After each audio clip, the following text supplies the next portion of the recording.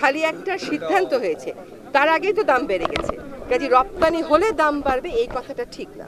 ইলিশ কিন্তু ভারতে উপহার হিসেবে যাচ্ছে না, এটা রপ্তানি করা হবে এবং রপ্তানির টাকাটা বাংলাদেশ সরকার পাবে।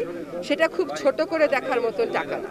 আর দ্বিতীয় বিষয় হচ্ছে যে বাংলাদেশ থেকে ইলিশ চলে গেলে, এখনো তো যায়নি, গেছে, খালি একটা সিদ্ধান্ত হয়েছে, তার আগেই তো দাম বেড়ে গেছে। কাজে রপ্তানি হলে দাম বাড়বে এই কথাটা ঠিক না।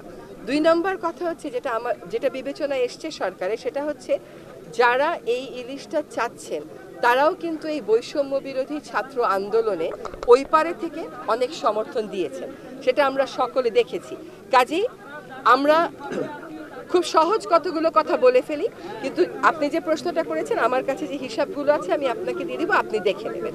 একটা কথা হচ্ছে যে সরকারের মন্ত্রণালয়গুলো যেন একসাথে বসে এই ব্যাপারে একটা সিদ্ধান্ত নেয়। আমার ধারণা যে যে সিদ্ধান্তটা এসছে এটা আসলে একটা উচ্চ পর্যায় থেকে আসা সিদ্ধান্ত।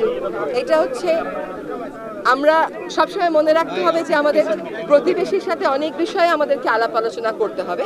আমরা সেই আলোচনার দ্বারটা ছোট ছোট বিষয়ে বন্ধ হয়ে যাক, এটা চাই না।